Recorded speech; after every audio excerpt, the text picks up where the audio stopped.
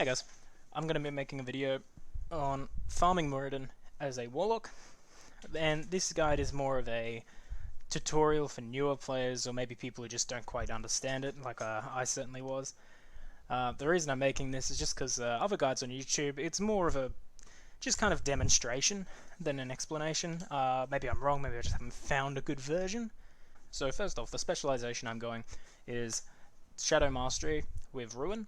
It is my raid spec. The reason I'm not going the better specs, arguably, would be because I'm more of a, I wouldn't say casual, but I'm not dedicated enough at gold farming to want to be able to pay respec costs over and over again.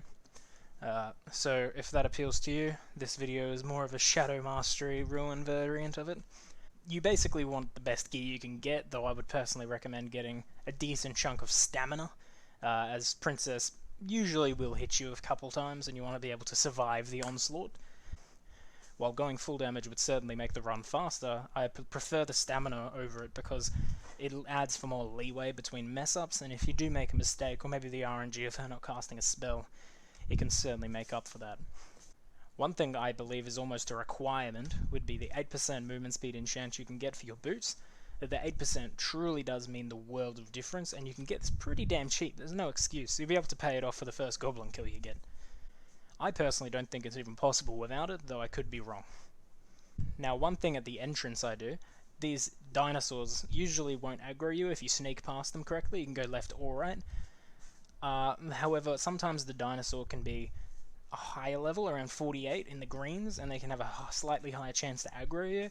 In the rare case that this does happen, one thing you can do is go between these rocks, and eventually the aggro will reset after not being attacked for around maybe 10 seconds. Now, one negative to this spec, being Shadow Mastery instead of the Demonic Sacrifice variant, is soul shards. I've heard people just completely say that this is almost undoable with this specialization, just because you end up running out of soul shards and you have to go killing mobs outside and you're in Muradin, so it's like, well, you have to kill the elites, which are a pretty pain in the ass to kill, or you have to go outside, and that's about 10 minutes of travelling.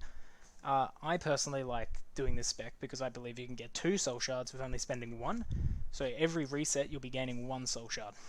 The way I'm able to do this is by getting a soul shard on the Goblin and Princess both, however only using a Voidwalker on Princess herself. Usually the Voidwalker will die on Princess unless I get a little lucky, or maybe I just perform better, but most of the time I will be sacrificing it or it'll just die by accident because of her Dust Storm ability. However, I do not believe you need a Soul Shard to kill the Goblin, and thus making for a 1 spend and 2 net gain Soul Shard. Now with the Goblin, this is probably the easiest boss in the encounter, and it'll fill up a nice amount of time. Now, the way to kill him is you just aggro him, usually start with Shadow Bolt into a Doom, or maybe 2 Shadow Bolts if you think you have the high enough DPS to warrant it. Then once you pull him, you want to run him up the ramp until he uses his Flamethrower ability. He has his basic attack with Sword in melee, he has his ranged gun attack, and he has a bomb. The bomb is a bit finicky, however if you move it before he drops the cast, you can dodge it, but if you move after he has casted it, it'll just hit you no matter what. It's basically how Iron Grenades work in PvP. You want to wait until he uses his Flamethrower ability, and then just nuke him with as much Shadow Bolts as you can. Then, after he has used his Flamethrower ability, you can jump down the ditch, back from where he spawned from, and you can kite him down there. It's a bit of a pain because that counts as an LOS for you as well, but it's not too bad considering you just dodge all of his auto attacks. You don't want the Goblin to get in melee range of you because these melee hits actually do hurt quite a bit. They hurt almost as much as his gunshots, except way faster just because he's able to hit you faster. I'm not afraid to keep going down the cave. He won't pull off a mobs if he's aggroed, so you can just keep running down the cave and using the walls as LOS, with the same theory in mind of wait till he uses Flamethrower and nuke him with Shadow Bolt. If you do not have enough stamina and you've taken way too many hits and your Siphon Life just isn't cutting it, you can do a Drain Life on him, and his Flamethrower ability will last as long as 1 full Siphon Life cast. Now that you have killed the Goblin, continue up from where you came, and take a left instead of a right this time, and just make your way to Princess. It's in this time that I'll summon my Voidwalker, so that I can regenerate as much as possible without spending any food or drink, but I like taking the cheap variant of the food or drink from the vendors instead of the highest level one, because you're usually around half and half by the time you get to her instead of full. Now, the golems are pretty easy to avoid. I've never actually aggroed them without being AFK or just running into them by accident like a retard. However, a lot of people just recommend running down the middle of them, and while that is certainly possible, I like going maybe the safer way, even if just a little bit, and going all the way to the edge and just running straight down. The last two giants at the end, you can go straight down the middle of them without pulling aggro. However, I personally like going to the right just because it gives me a bit more comfort of mind, and it gives you way more leeway room. Make sure you do not try and jump into that little waterfall ridge, as while doing that little bit of a fancy skip, your pet can actually think it's in a different location and just go for a random run and pull the two mobs to you. With Princess herself, you want her to usually be on the right. As far up is usually good. However, I personally like her to be on the left side, and actually maybe around halfway through the middle on the left. Now, the reason for this is all her cooldowns are up when you pull her, obviously, and I like Dust Storm to be available, and I'm a little greedy, so I like to have as many Shadow Bolts as possible, but those rocks do act as line of sight for both you and her, so having Princess as close to the rocks as possible means that you're able to do a Shadow Bolt, maybe two if you're greedy like I am, and then go through the rock and have her Dust Storm ability not activate while she's in a line of sight. But if it does happen, it is what it is, it's fine, you just miss out on like one Shadow Bolt. So what I would recommend is, if you have less stamina or maybe you're less geared, is actually try and not do Shadow Bolts in between the pulls or during the kiting, because her distance towards you is basically what makes or breaks the run. The moment she hits you, you either get one shot or you get nuked. Now, what you want to do is have your Voidwalker out. You usually want your Voidwalker to go to her as you cast Shadow Bolt, so it initially runs to him and then it goes to you after the cast.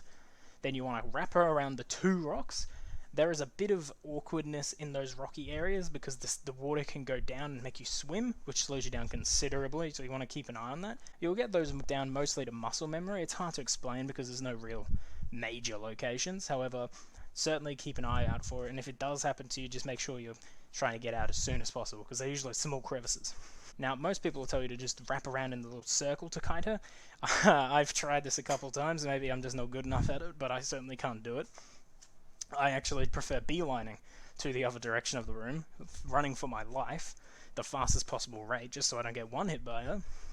You want to keep kiting her in a beeline until her Dust Storm cooldown's off, and Dust Storm only really activates if you are close to melee range. So instead of letting her run up to you, literally basically one-shotting you, or at least a risk of it, you usually want to send your pet in while the cooldown is up so that he'll proc it. It won't 100% proc it all the time because it's some weird aggro levels and it's a bit of RNG, but it will actually proc it instead of her just running because she is faster than you.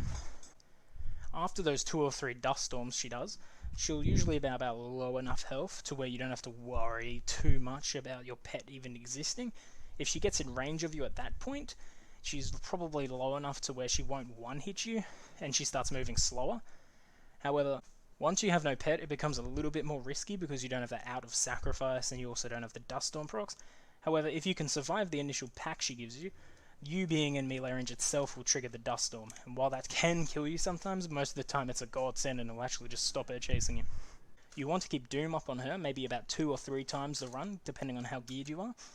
But when she gets low, about 10,000 health, it's probably worth using Agony to actually nuke her down. When she gets to around 4,000 health, she moves as slow as a turtle, and she's actually extremely easy to kite. The only problem you'll have by then is having enough health to survive a boulder spam.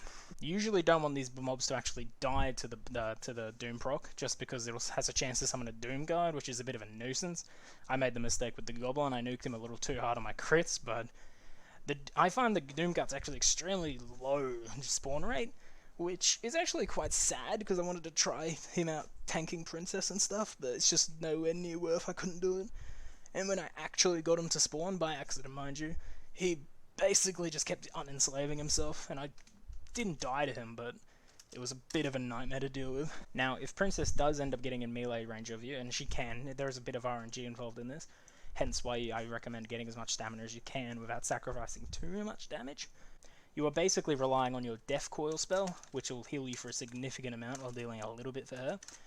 And if you don't survive through this, you're basically relying on sacrifice from your Voidwalker, and it's pretty much good luck at that point. After that, loot her, log out, reset with your ult, and go again.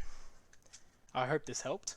I certainly needed a guide similar to this when I started, hence why I made it to begin with. There are certainly other guides out there. If you think there are some holes in this, maybe you're trying it out and dying, definitely give those a check, because there could be stuff wrong here, but this is just the guide that I basically would have loved to see. So I basically made this for my past self, and I hope someone out there can find this useful.